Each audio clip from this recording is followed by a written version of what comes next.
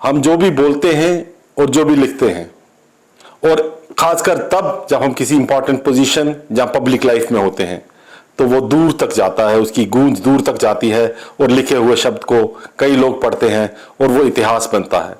ऐसे ही में एक रीसेंट कंट्रोवर्सी हुई जब अनुराग कश्यप की एक आने वाली फिल्म को लेकर इंस्टाग्राम पे उनका किसी के साथ पोस्ट पे कमेंटबाजी चल रही थी और उन्होंने एक कम्युनिटी के बारे में ऐसे अभद्र शब्द कह दिए जिसके लिए उनको अब रिटर्न अपॉलॉजी मांगनी पड़ी है। लेकिन उसके बीच में बहुत स्टॉर्म आया दीपक। अगर सीधा कहकर चलें तो अगर हम तीनों पे बात ना आए तो शायद वो ब्राह्मण कम्युनिटी पर ही बात करी गई है। दीपक, आपने वो पढ़ी होगी, सुनी होगी, आपका क्या सोचना है उसके बारे में? देखिए, साफ सी बात है विकास जी की अनुराग कश्यप जैसे बहुत ही सीरियस और बहुत ही senior film director, film producer, जो शुरू से ही बहुत अच्छे सब्जेक्ट्स पर मूवीज बनाते रहे हैं, इतनी समझ तो कम से कम रखते हैं कि किसी भी कम्युनिटी के बारे में भारत में बोलना या लिखना बेसिकली कंट्रोवर्सी बन ही जाता है। और रिसेंटली मैं पढ़ रहा था, सबसे लेटेस्ट जो जवाब उनको दिया है वो दिया है राइटर मनोज मुंतशिर ने। राइटर मनोज मुंतशिर ने कहा है कि अनुराग कश्यप जो भी लिखते हैं, जो भी बोलते हैं, उसकी समझ तो होती है, ऐसा तो नहीं है कि अनइंटेंशनली कह दिया। तो फिर ऐसा कैसे हो सकता है कि आप जातिवाद के नाम पर एक पर्टिकुलर कम्युनिटी को निशाना बना रहे हो?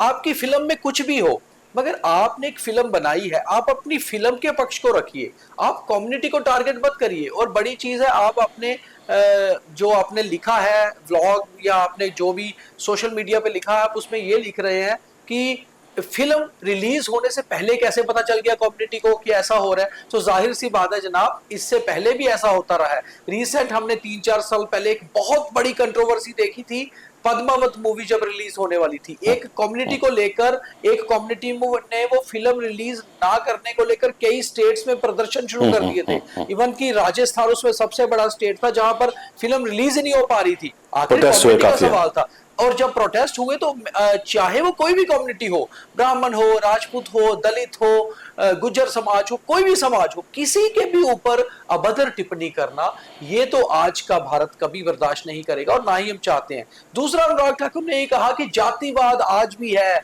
आज भी पनप रहा है। भाई साहब, जातिवाद नहीं है, भारत चाहे एक है। बात यह है कि जब हमारे भारत का लोकतंत्र ही जातियों पे टिका हुआ है, तो फिर हर जाति की रेस्पेक्ट होना, उसकी इज्जत होना, ये तो बिल्कुल सही दीपक, बिल्कुल सही बात आप किसी के ऊपर उंगली नहीं उठा सकते, आप किसी को नीचा नहीं दिखा सकते। दीपक, यहां से आप पवन की तरफ चलते हैं, आप पवन की तरफ चलते हैं। बहुत अच्छी बात पवन दीपक ने कही कि हमारी सोशल फैब्रिक, हमारी सोसाइटी इसी चीज पर टिकी है और ये जरूरी नहीं कि किसी को उठाने के लिए आप किसी को नीचा दिखाएं या उसको गिराएं। बिल्कुल, पवन जी, ये कॉन्टेक्स्ट, ये जो कमेंट था टोटली आउट ऑफ कॉन्टेक्स्ट था, आप इस चीज से एग्री करते हैं?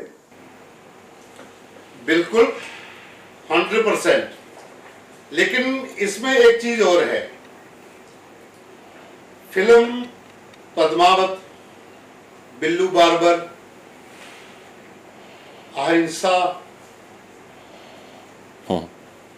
4-5 फिल्में और मैं अभी नाम भूल रहा हूं, इनको लेकर कंट्रोवर्सी शुरू हुई और सारी फिल्में जो पर्दे पे हिट रही। ये एक नया फंडा था इसका, फुले फिल्म को लेकर रिलीज होने से पहले चर्चा में फिल्म आ गई। शायद ये फिल्म किसी को पता भी ना चलता और मार्केट से होकर चली भी जाती। अनुराग कश्यप की अगर बात करूं, इसमें कोई शक नहीं है कि बहुत अच्छा एक्टर भी है, डायरेक्टर भी है, लेकिन ये वामपंथी सोच, लेकिन कंट्रोवर्सी हमेशा उनके आगे चलती है, पीछे नहीं, आगे चलती है। बिल्कुल, ये वामपंथी सोच का कैरेक्टर रहा है, ये उसी सोच को लेकर चलता है। अगर आपको पता होगा तो एक बहुत बड़ी त्रासदी हुई थी झारखंड में, जब नक्सलियों ने सीआरपीएफ के जवानों पर एक बड़ा हमला किया था, जिसमें आई थिंक 56 के करीब जवानों ने शहादत दी थी दंतेवाड़ा में।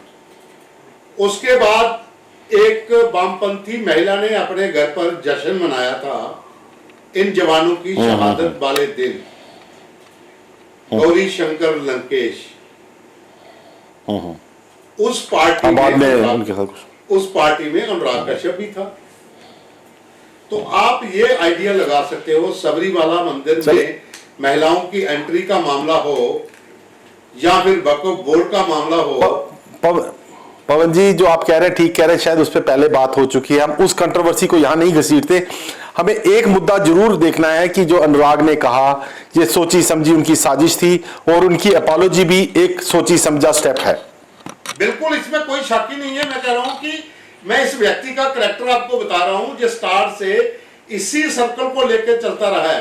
हालांकि फिल्में इसने बहुत बढ़िया बनाई हैं, लेकिन जो इसकी सोच है ये आज की नहीं है, ये पहले से ही इसी सोच का व्यक्ति है। ये पहले भी इस तरह के बहुत बार चर्चा में रहा है। कंट्रोवर्सी क्रिएट करना उसका मुख्य उद्देश्य रहता है, और आप फिल्म को लेकर की है तो जाहिर सी बात है कि वो फिल्म को हिट करवाने के चक्कर में था। इसमें तो कोई शक दीपक, नहीं। मैं एक बात कहूंगा। हाँ जी, हाँ जी, हाँ जी पवन जी। दीपक, मैं एक बात कहूंगा कि मैं अपने सरनेम शर्मा लिखता हूं, शायद आप भी खजूरिया और पवन जी शर्मा लिखते हैं, और हम बड़े फक्र के साथ लिखते हैं। पर इसका मतलब ये नहीं कि हम किसी को कहते हैं कि तुम्हारा सरनेम या तुम्हारी जाति हमसे छोटी है। हम जब सोशली किसी के साथ मिलते हैं, हमारे दोस्त हैं, हमारी यारियां हैं, हमारे प्रोफेशनल रिलेशन है, और उसमें शायद कहीं भी जाति धर्म या सरनेम नहीं आता। हम अक्सर भूल जाते हैं। Deepak to me is Deepak, Pavan ji is Pavan, कई बार उनको पापा जी कहकर बुलाते हैं, लेकिन कभी भी हम उनको शर्मा जी, ज्यादातर आजकल लोग इसको अवॉइड करते हैं चीज को। जब सोसाइटी से ये चीज भाग रही है तो कितना अनुचित, कितना सही है अनुराग कश्यप जैसे लोगों को इसको घसीट कर एक सिंपैथी लाना और एक पर्टिकुलर कम्युनिटी को एंटेगनाइज करना, और उनकी गाली पे फिर बेसहारा दिखाना कि हमें तो गाली देंगे, ये सदियों से करते आए हैं। ये एक षड्यंत्र है दीपक, ये इतना ही सोशल षड्यंत्र है जितना कि ये पॉलिटिकल। आप एग्री करते हैं? नहीं नहीं, बिल्कुल साफ, आप बिल्कुल सही बात कर रहे हैं। आज का भारत जो 2025 का भारत है, इसको युवा भारत कहा जाता है। इसमें तकरीबन 35 वर्ष के नीचे के बहुत बड़ी संख्या में यहाँ पर जनसंख्या है, चाहे वो फीमेल हो या मेल हो।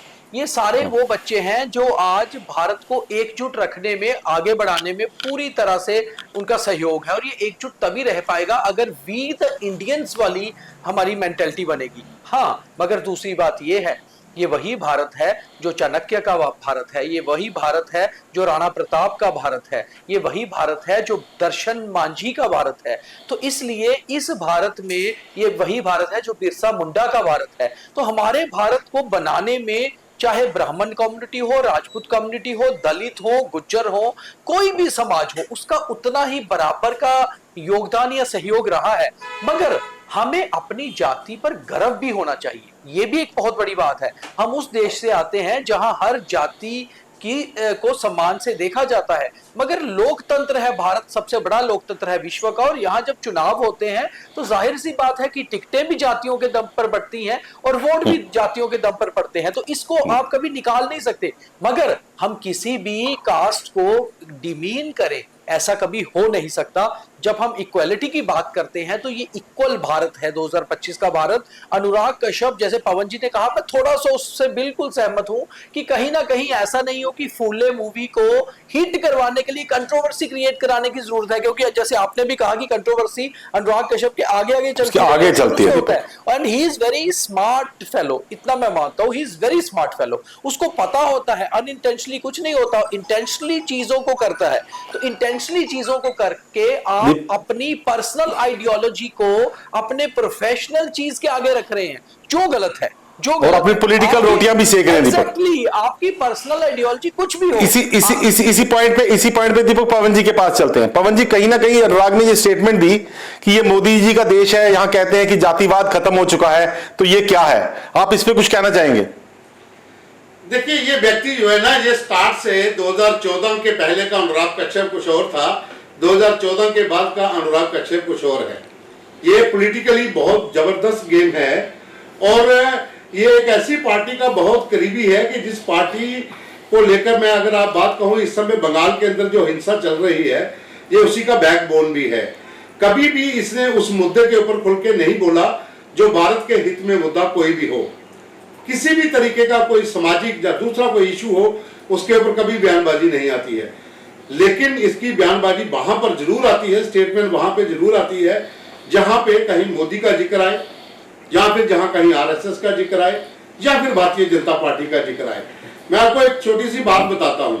नागपुर में कभी कुमार विश्वास का एक कार्यक्रम था, वहां पर जो नागपुर के लोग थे, जो सोसाइटी वो कार्यक्रम करवा रही थी, वो फिल्म इंडस्ट्री से जुड़े हुए नागपुर के ऐसे घराने थे जो फाइनेंशियल करते हैं फिल्मों को। वहां पर अनुराग कश्यप भी अपनी टीम के साथ था। इसने वहां पर भी कुमार विश्वास को लेकर बवाल किया था और बाद में कुमार विश्वास ने वो प्रोग्राम छोड़ के बाहर आ गए थे। तो उनकी एक स्टेटमेंट में जहां पढ़ना चाहता हूं, उन्होंने कहा कि 2014 के बाद अनुराग कश्यप को भारत कुछ नया भारत दिखता है। पहले वाला भारत इनको बहुत अच्छा लगता था, अब शायद 2014 के बाद इनकी रोटियां सिकना बंद हो गई है, इसलिए जो तरह तरह की बयानबाजी करते हैं। तो आप आइडिया लगा सकते हो कि उस व्यक्ति की सोच क्या हो सकती है। देखिए, पहले गाली गलोच और गंदगी इनकी फिल्मों और जो टीवी सीरीज होती थी वहां तक महदूद थी। अब ये खुलकर इंस्टाग्राम पे खुद देने आ गए। जो इन्होंने शब्द कहे हैं ना, वो पढ़े नहीं जाते, उसको हैशटैग एस्टिक्स लगा के दबाया गया है कि मैं तो ब्राह्मणों पर डैश डैश डैश नहीं। ये छोटी स्टेटमेंट नहीं थी पवन जी। और ब्राह्मण कम्युनिटी बहुत ही शांत स्वभाव की कम्युनिटी है। हर कम्युनिटी में कुछ ना कुछ दबंग निकलते हैं, कुछ लोग अच्छे निकलते हैं, कुछ बुरे निकलते हैं, लेकिन अगर पूरा ब्राह्मण समाज इस चीज के लिए खड़ा हो जाए तो इनको लेने के देने पड़ जाएंगे, क्योंकि भगवान परशुराम को मानने वाली ये कम्युनिटी है। इन आप किसी को मानिए नहीं पवन जी, मेरा कहना है, मैं एज अ ब्राह्मण ये बात और ऑन रिकॉर्ड कह रहा हूं कि आप किसी के बारे में ऐसी स्टेटमेंट जब कहते हैं तो आप इंडिविजुअल को नहीं कह रहे। ये दूर तक बात भगवान परशुराम तक और ब्राह्मण देवी देवताओं तक जाती है। इसको नहीं सहन किया जा सकता। ठीक है, हमारी सोसाइटी लिबरल है, गवर्नमेंट भी लिबरल है, ये बात दब जाएगी क्योंकि एक इररिस्पॉन्सिबल फिल्म वाले ने कही है, नौटंकीबाज ने कही है। यही बात किसी पॉलिटिकल लीडर ने कह दी थी पवन जी, तो बवाल हो जाता। नहीं, बवाल तो अभी भी होगा। देखिए, मैं पवन जी ये दब जाएगा। मैं इसमें एक चीज क्लियर करता हूं।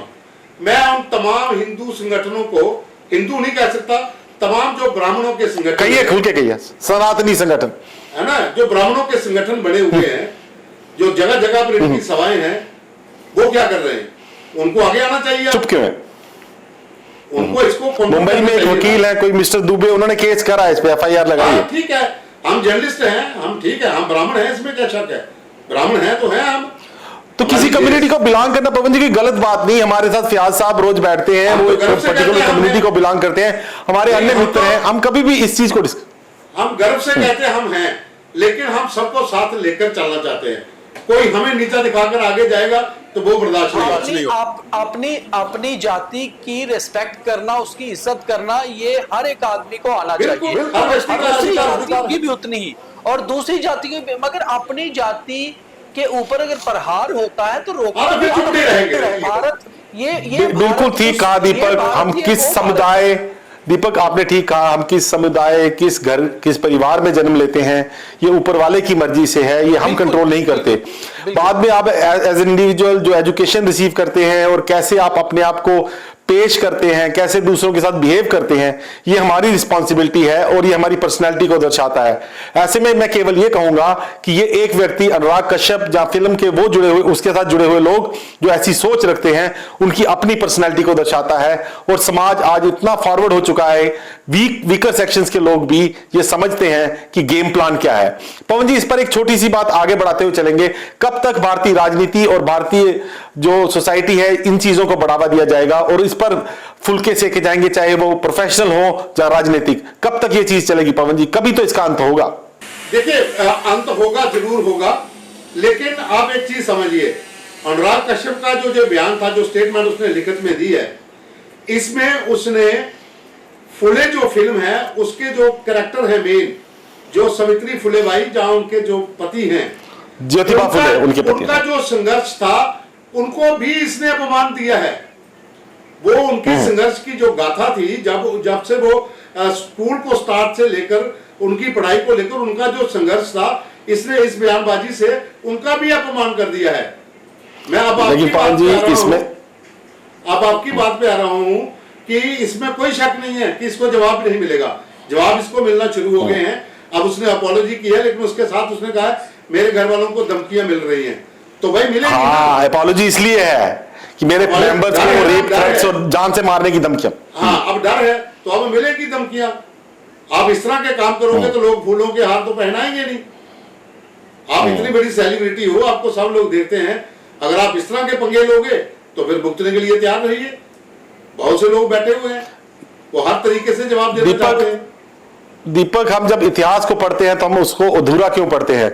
आज ही मैं कहीं पढ़ रहा था, ज्योतिबा फुले और उनकी वाइफ जो सावित्री फुले थी, जब वो रिफॉर्म कर रहे थे तो कई ब्राह्मण भाइयों ने उनको अपनी जगह दी, उनका साथ दिया, उनका प्रोत्साहन किया, उनके साथ कंधे से कंधा मिलाया। इसका जिक्र क्यों नहीं करते? अच्छाई क्यों नहीं समाज में बताई जाती? कोई कुरीति कभी रही हजारों साल पहले, कोई प्रथाएं जब रही, कोई खराब थी, अच्छी थी, उनको क्यों हाईलाइट किया जाता है? एक्चुअली विकास भैया, कहीं ना कहीं अनुराग कश्यप की सोच ही यहाँ झलकती है कि जब भी अगर वो कोई मूवी बना रहे हैं तो वो उसका एक पहलू ही दिखा रहे हैं। अगर वो उसके दोनों पहलू दिखाएं तो फिर तो बिल्कुल सोशल इक्वालिटी की बात आ जाती है। तो बात वही है कि सोच ही वैसी है। आप एक तो मूवी भी एक पहलू पे बना रहे हो और उसके बाद आप एक पर्टिकुलर फ्रेटर्निटी को, एक पर्टिकुलर जाति को टारगेट भी कर रहे हो। तो बात यह है कि अगर आपकी सोच ही वैसी है, और दूसरी बात यह है कि कहीं ना कहीं अगर मैंने भी उनका पूरा पोस्ट पढ़ा है, जो पूरा पोस्ट आप पढ़ेंगे तो साफ जाहिर होता है कि वो टारगेट कहाँ कर रहे हैं। वो टारगेट कहीं ना कहीं महाराष्ट्र की सरकार को कर रहे हैं, क्योंकि महाराष्ट्र के चीफ मिनिस्टर भी उसी जाति से आते हैं। देवेंद्र फडणवीस को भी टारगेट किया जा रहा है, और देवेंद्र फडणवीस को आप टारगेट कर रहे हो तो आपको लगता है कि महाराष्ट्र के बीच में आप ये फिल्म दिखा पाओगे, तो आप उसको कंट्रोवर्सी को क्रिएट कर रहे हो, आप उसको बुना रहे हो, मगर आपको जवाब मिलना शुरू हो गए हैं। आपको आपकी ही फ्रेटर्निटी के लोग, आपकी बिरादरी, जो फिल्म बिरादरी है उसके लोग भी कर रहे हैं। और बड़ी बात यह है कि हम उस देश से आते हैं जहां दिलीप कुमार का असली नाम क्या था ये लोगों को बहुत देर बाद पता चला।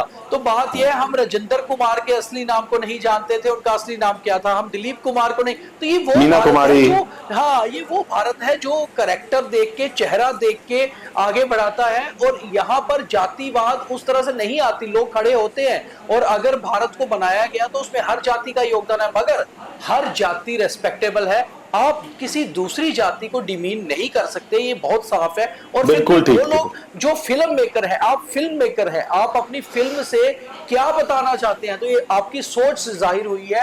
और आपकी अगर ऐसी सोच है तो जाहिर सी बात है कि फिर आपकी जगह ना बॉलीवुड में है और ना ही कोई अच्छी सोसाइटी में, सभ्य समाज में।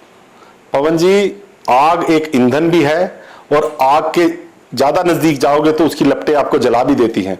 कई लोग दिवाली पर पटाखे और अनार जलाते अपने हाथ जला लेते हैं, पर इस बात को भी नहीं जुटाया जाता कि घर में खाना बनाने के लिए चाहे कोई भी आप व्यंजन बनाएं, अग्नि का ही यूज किया जाता है। तो अनुराग कश्यप कहीं ना कहीं उस अग्नि के साथ कंस्ट्रक्टिवली नहीं, उसके साथ डिस्ट्रक्टिव होकर खेल रहे हैं। आपकी तरफ से क्या कहना चाहेंगे? बिल्कुल एक सोची समझी साजिश के तहत, एक बहुत ही प्लानिंग के तहत कि एक ऐसी फिल्म हो सकता है, जैसा मैंने पहले कहा कि फिल्म इतनी चर्चा में नहीं आती जितनी 25 अप्रैल को रिलीज होने से पहले ही आ गई है।